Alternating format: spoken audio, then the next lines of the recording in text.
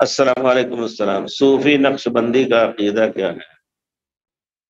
دیکھیے، تصوف کا لفظ خصوصی طور پر یہ خود ایک نیا لفظ ہے جو اسلام میں کبھی نہیں تھا پیارے رسول کے زمانے میں، اور بعد میں جو بہت سے لوگ زہد کا لفظ دنیا کی کو حاصل کر سکنے کی طاقت رکھتے ہوئے بھی تھوڑا حاصل کریں اور پھر اللہ کی عبادت اور اللہ کے دین میں جہاد بھی کریں، سب کچھ یہ طریقہ رہا ہے زاہدین کا۔ عبداللہ ابن مبارک اسی طرح اور دوسرے ائمہ کا، وہ کہتے تھے زاہد مجاہد۔ اور عبداللہ ابن مبارک خصوصی طور پر ان کے پاس بہت پیسے تھے، باپ سے ملے تھے، تو وہ لوگوں کو بانٹ رکھے تھے، جو کچھ آتا تھا اپنے طور پر اپنے اوپر بہت کم خرچ کر کے لوگوں کے اوپر خرچ کرتے تھے، اور کہتے تھے یہ طالب علم جن کو اللہ نے چن لیا ہے حدیث رسول لکھنے کے لیے اور حدیث رسول کے لیے سفر کرنے کے لیے، لمبے رحلات سفر کرنے کے لیے، ان کے لیے ہم یہ کر رہے ہیں تاکہ اللہ کے دین کو زیادہ سے زیادہ تقویت ملے۔ بہت کچھ خرچ کرتے تھے، تو اس کو کہتے ہیں زہد۔ تصوف نام سے ایک چیز آئی کہ دنیا سے دور رہو، توکل کا نام غلط انہوں نے رکھا کہ اللہ پر بھروسہ کر کے کچھ نہ کماؤ، اور جو شخص کمانے لگتا ہے تو گویا اللہ پر توکل نہیں اس کا ہے، یہ انہوں نے غلط معنی سمجھا۔ اگر پیارے رسول کی مبارک زندگی، صحابہ کرام کی مبارک زندگی ان کے سامنے ہوتی تو اس قسم کی غلط سوچ نہ کرتے۔ یہی حضرت عثمان، یہی صحابہ جمعہ کے دن بھی بازار ان کا لگتا تھا، اس میں وہ اپنا بازار کا خرید فروخت کرتے تھے، تبھی تو آیت نازل ہوئی نا، فَإِذَا نُودِيَ لِلصَّلَاةِ مِن يَوْمِ الْجُمْعَةِ فَاسْعَوْا إِلَىٰ ذِكْرِ اللَّهِ۔ جمعہ کے دن اذان ہو تو دوڑ پڑو اذان، جمعہ کی اذان صلاۃ کے لیے۔ حضرت عثمان نے اسی میں زورا جو بازار تھا اس میں پہلی اذان کی ایجاد فرمائی، اور صحابی کی ایجاد، یہ خلفائے راشدین کے بارے میں اللہ تعالیٰ نے فرمایا ہے علیکم بسنتی و سنت۔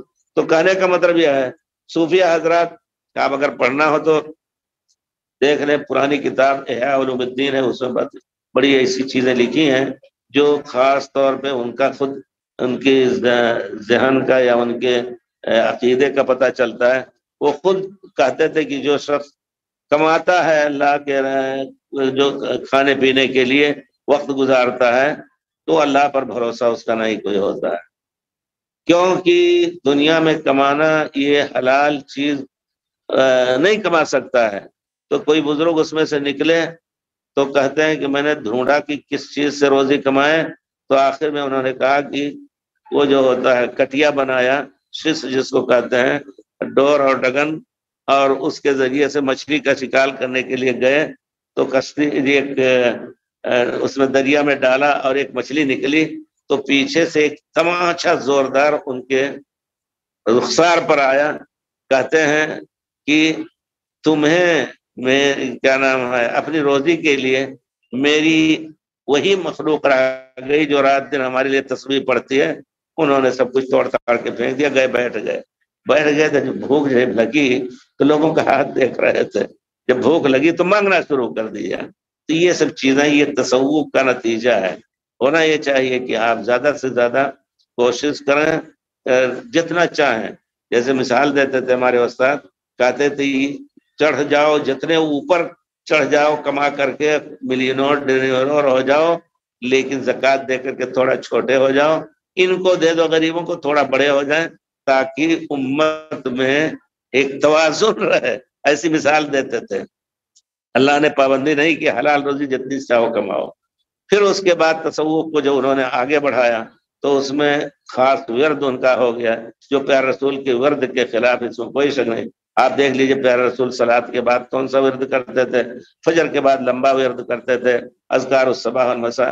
اس کے علاوہ ہمارے بزرگوں نے اپنی طرف سے بہت سے ورد بنائے، اور پھر ان کے بعد ہر ایک اپنی خانقاہ بنا لیا۔ اس نے خانقاہ کا معنی یہ ہے کہ کٹیا بنا کر کے اور مرید لوگ لا کر کے ان کو دیتے تھے، وہی کھاتے تھے، ان کے ساتھ مرید ہوتے تھے، پڑھتے پڑھاتے وہی تعلیم لیتے جو کچھ بزرگ بتاتے۔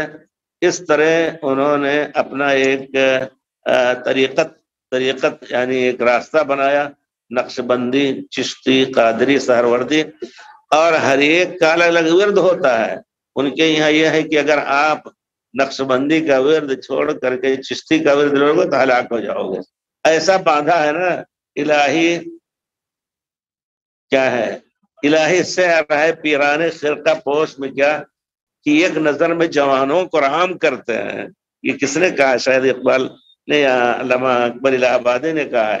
تو ایسا باندھ لیتے ہیں ان کو کہ انہی کے پیچھے جو کچھ چلے، جو کچھ کہیں اس کو مان لے، موٹا اون سے ہوئے۔ اور نقش بندی، عبد بندی، چشتی، قادری، سہروردی۔ قادری صرف یعنی قادر جیلانی رحمۃ اللہ پکے اہل سنت صحابہ کے عقیدے کے معتقد، اللہ عرش پر ہے، اللہ کی صفات کا ایمان۔